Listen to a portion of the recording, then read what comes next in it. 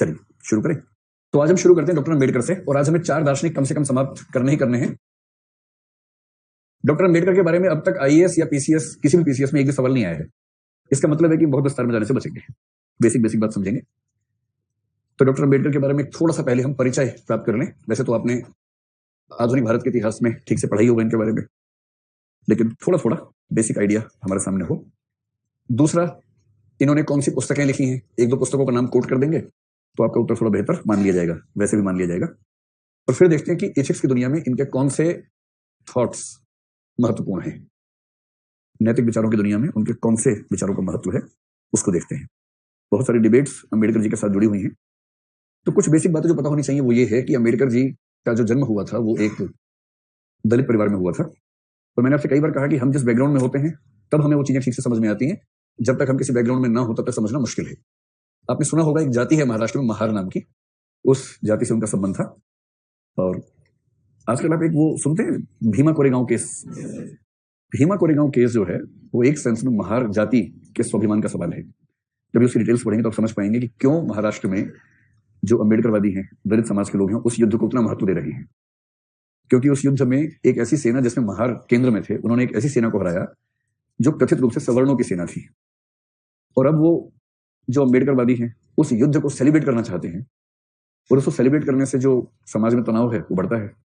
जो सवर्ण समाज है उसको सहन नहीं होता ये सब, इसलिए वो जो डिस्प्यूट है, और उस डिस्प्यूट को हवा देने वाले कौन है? जो लेफ्ट विंग के लोग हैं, क्योंकि वो चाहते हैं कि जो वंचित वर्ग है उनके स्वाभिमान बढ़ाने के लिए कुछ प्रतीक गढ़े, सिंबल्स गढ़े, उन प्रतीकों के माध्यम से समाज में वंचित वर्गों में आत्मविश्वास बढ़ाएं। ये एक पक्ष है, ऐसा दूसरा पक्ष भी है, जब आप पढ़ेंगे उसके बारे में तो सारा समझ में आएगा। तो अम्बेडकर के जीवन की एक बात यह है कि 14 संतानें इनके माता पिता की थी, ये उनमें से अंतिम बच्चे थे, और पूरे खानदान में अकेला पढ़ने वाला बच्चा जिसको स्कूल जाने का मौका मिला, ऐसा परिवार था। इनके जो पेरेंट्स थे, 4 पेरेंट्स थे, वो ब्रिटिश ईस्ट इंडिया कंपनी में सैनिक हुआ करते थे। 4 पेरेंट्स मतलब पूर्वज। और जो इनके फादर थे, पिता थे, वो ब्रिटिश इंडियन आर्मी में एक सूबेदार रैंक के व्यक्ति थे। और क्योंकि वो सूबेदार रैंक के व्यक्ति थे इसलिए इनको थोड़े से बेनिफिट्स मिल गए जो इनकी जाति या इनके समाज के व्यक्तियों को सामान्यतः नहीं मिलते थे। तो इसका फायदा यह हुआ कि अम्बेडकर जी को पढ़ाई का मौका मिल गया और वो एक स्कूल में पढ़ने लगे। और जिस समय वो स्कूल में पढ़ रहे थे उस समय पूरे स्कूल में अकेला दलित बच्चा यही था, भीमराव जिसका नाम था। अम्बेडकर नाम तो बाद में पढ़ा, उनके गांव के नाम से पड़ गया। तो उन्होंने लिखा है, एक आत्मकथा लिखी जिसको हिंदी में कहते हैं मैं कैसे बना, मी कसा भालू, मराठी में आत्मकथा है जिसमें ये सब लिखा है। तो स्कूल में एंट्री तो मिल गई, पर स्कूल में बाकी बच्चों के बराबर अधिकार इनको नहीं थे। जैसे बाकी बच्चों के साथ बैठने का अधिकार नहीं था, उनसे अलग बैठना होता था। पूरे स्कूल के सारे बच्चों के लिए पानी पीने की व्यवस्था थी, इनके लिए नियम था कि अपने हाथ से पानी नहीं पी सकते हैं। कोई इंप्लॉई स्कूल का होगा सवर्ण, वो मटके से पानी लेके दूर से इनको पिलाएगा ताकि बर्तन टच ना हो जाए। और इन्होंने लिखा है कि कई बार ऐसा होता था स्कूल में कि जिस दिन वह सहायक छुट्टी पर है जिससे ये पानी पी सकते हैं, और दिन दिन भर बिना पानी के उनको कैसे रहना पड़ता था, ऐसे जिक्र उन्होंने खूब किए। बाद में संयोग इनका बड़ा अच्छा था। संयोग ये था कि इनको एक वजीफा मिला बड़ौदा नरेश की वजह से। आपने कोल्हापुर का भी जिक्र सुना होगा, साहू जी महाराज का जिक्र सुना होगा। इन दोनों व्यक्तियों का नाम बहुत ज्यादा आता है जिन्होंने जो दलित मूवमेंट भारत में विकसित हुआ उसमें मदद की। और फिर ये बड़ौदा राज्य से स्कॉलरशिप लेकर बाहर पढ़ने के लिए चले गए, जिसमें कंडीशन ये थी कि जब लौट के आएंगे तो ये वहां सिविल सर्वेंट बनेंगे, आज की भाषा में कहें तो पीसीएस ऑफिसर बनेंगे, ये अंडरस्टैंडिंग थी। फिर इन्होंने कोलंबिया विश्वविद्यालय जो अमेरिका में है वहां से, और फिर यूके से भी, यूके में अगर मैं ठीक ध्यान कर पा रहा हूं तो कैम्ब्रिज में शायद ये थे, मैं आपको बताता हूं, London School of Economics LSE, UK में लंदन स्कूल ऑफ इकोनॉमिक्स।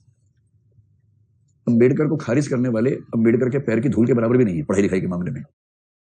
इसका प्रमाण यह है कि आपने ऐसे लोग देखे होंगे जिन्होंने master of arts, MA MSc M कुछ किया है, कुछ व्यक्ति PhD वाले दिखे होंगे। मुझे पूरे भारतीय स्वाधीनता संग्राम में एक ही व्यक्ति दिखता है जिसने 1 नहीं 2 नहीं 4 PhD की थी, और वो डॉक्टर अम्बेडकर है। 4 PhD, जिनमें से इकोनॉमिक्स में 2 PhD उन्होंने एक कोलंबिया विश्वविद्यालय से की और एक लंदन स्कूल ऑफ इकोनॉमिक्स से की। उसके बाद कानून पढ़ने का शौक सवार हुआ तो कोलंबिया विश्वविद्यालय से उसमें भी PhD LLD जिसको बोलते हैं वो हासिल की। और चौथी PhD उनको भारत में उस्मानिया विश्वविद्यालय से उनके कॉन्ट्रीब्यूशंस की वजह से मिली, जो उन्होंने एक बड़ा आंदोलन चलाया उसकी वजह से मिली। तो अम्बेडकर का सौभाग्य था कि उनको पढ़ने का मौका मिला, और जब मिला तो उन्होंने इस पढ़ाई का पूरा फायदा उठाया। और जब इतना कुछ समझ लिया तो फिर उनको लगा कि मुझे कुछ लिखना भी चाहिए, मूवमेंट्स भी करने चाहिए। तो ये सब जब हुआ तो उसके बाद उन्होंने कई आंदोलन किए। उनके स्कूल के अनुभव तो आप जानते ही हैं कि पानी भी पीना है तो कोई होना चाहिए वरना पानी मिलेगा नहीं पीने को। उनके जीवन के 2 अनुभव और रोचक हैं, जानने चाहिए आपको। जब वो बड़ौदा में सिविल सर्वेंट थे, मतलब पीसीएस ऑफिसर थे, तो वहां रहना भी था उनको। तो रहने के लिए घर ढूंढ रहे थे। उन दिनों नागपुर में भी उन्होंने ये सब प्रयोग करके देखे थे। घर ढूंढ रहे थे तो जैसे ही पता लगता था कि ये व्यक्ति दलित जाति का है, उसके बाद घर नहीं मिलता था। मतलब कहने की बात है कि स्वाधीन भारत है, आधुनिक भारत है, बड़े शहरों में ऐसा नहीं होता है। 21वीं सदी में भी दिल्ली के मुखर्जी नगर में ऐसा होता है। आपको पता नहीं इस बात का आइडिया है या नहीं। बहुत सारे बच्चों को रूम इसलिए नहीं मिलता कि वो मुसलमान हैं या किसी और धर्म के हैं। बहुत सारे बच्चों को तो इसलिए नहीं मिलता कि हरियाणा के हैं। मैं तो खुद वहां से हूँ। लेकिन ये ट्रेंड पिछले 5-7 साल का है, उसमें उनकी भूमिका भी ठीक ठाक रही है ऐसा ट्रेंड बनाने में। और अगर कोई बच्चा दलित बैकग्राउंड से है, उसको कमरा मिले, इसमें भी रिस्क है कि शायद ना मिले। आपको आश्चर्य होगा, लेकिन ऐसे केसेस हुए हैं पिछले 10 साल के अंदर, बहुत बड़े केसेस हुए हैं मुखर्जी नगर में ही। तो अम्बेडकर ने कई घर ढूंढे, कोई घर उनको नहीं मिला, सिर्फ इसलिए कि वो शूद्र थे। अंत में एक घर उनको मिल गया। उनका दोस्त और वो गए बात करने के लिए, बातें हुई, पढ़ा लिखा आदमी था। मकान मालिक ने पूछने की जरूरत ही नहीं समझी कि आप किस जाति से हैं। इन्होंने बताया नहीं, ये क्यों बताए, तो घर मिल गया रहने को, उसमें रहने लग गए। और फिर एक दिन जब सुबह उठे तो इन्होंने सुना कि बहुत शोर आ रहा है आसपास से। और जब झांक के देखा तो सैकड़ों लोग हथियार लेके घर के बाहर खड़े हुए थे। हथियार में लाठी भाला वो सब, और वो सब इनको जान से मारने पर उतारू थे। मकान मालिक भी उसमें शामिल था कि मुझे बिना बताए मेरे घर में आके रहा और मेरे घर को अपवित्र कर दिया इस आदमी ने। और उस दिन काम तमाम था, लेकिन 1-2 मित्रों के सहयोग से पता नहीं कौन से रास्ते से निकले और जान बची। और ऐसा एक और वाकया हुआ। एक नदी पार करनी थी एक भाषण देने के लिए। तांगे वाले 3-4 से सबने मना कर दिया, एक ही तैयार हुआ। उस तांगे पर बैठ के नदी पार कर रहे थे। रास्ते में पुल, उस समय बहुत कच्चे टाइप का पुल था, और रास्ते में उस तांगे का पहिया निकल गया और तांगा नदी में गिरते गिरते बचा। खैर बच गया किसी तरह से। बाद में पता चला कि वो एक साजिश थी कि इस व्यक्ति को नदी के ऊपर ले जाओ और जो पहिया है उसको लूज कर दो ताकि रास्ते में ये नदी के अंदर गिरे और इसकी मौत हो जाए। ये सारे इंसिडेंट्स अम्बेडकर ने अपने साथ झेले थे। आप समझ सकते हैं कि एक व्यक्ति जब वंचित वर्ग से आएगा, खूब पढ़ लिख जाएगा, अधिकारों की मांग करेगा, तो जो समाज का तबका पहले से पावर में है वो उसको आराम से एक्सेप्ट करेगा या उसको रोकना चाहेगा, सीधी सी बात है। और इसलिए उनको रोकने का भरपूर प्रयास किया गया। महात्मा गांधी ने प्रयास किया, मालवीय जी ने प्रयास किया, मतलब ये कोशिश की कि वो मिलकर चले, विद्रोही तेवर न अपनाए। पर अम्बेडकर ने विद्रोही तेवर अपनाए, और उन विद्रोही तेवरों की वजह से आप देखेंगे कि 21वीं सदी आते आते महात्मा गांधी का महत्व समुदायों में कम होता जा रहा है। मैं संविधान और सरकारी छुट्टियों की बात नहीं कर रहा हूँ। समाज में महात्मा गांधी के लिए जो कमिटमेंट का लेवल लोगों में है वो कम दिखेगा आपको, अम्बेडकर के लिए ज्यादा, क्योंकि वो कुछ समुदायों के लिए भगवान बन गए। उन्होंने इतना कुछ कर दिया जो शायद कोई भगवान ही कर सकता है। इसलिए कुछ लोग कहते हैं आश्चर्य नहीं होगा कि आज से 100-200 साल बाद अम्बेडकर की गणना भगवानों में होने लगे। महात्मा गांधी की भी हो सकती है, ऐसे कुछ लोग होते हैं एक समय में। भाई बुद्ध अपने जमाने में उतने ही क्रांतिकारी तो रहे होंगे जितने अम्बेडकर और गांधी 20वीं सदी में हो गए।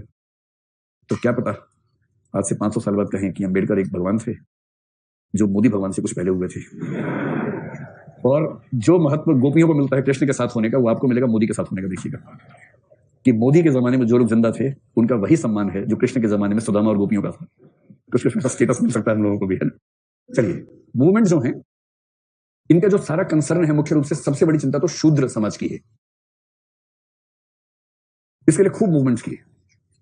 शूद्र समाज के साथ साथ उनकी चिंता में जो महिलाएं हैं सभी धर्मों की वो भी शामिल हैं, फिर जो जनजातियां हैं वो भी शामिल हैं, जो मजदूर हैं वो भी शामिल हैं।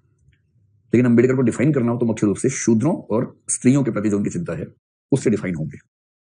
और उनको एक समय के बाद समझ में आ गया कि जब तक धर्म को नहीं सुधारेंगे तब तक बात बनेगी नहीं।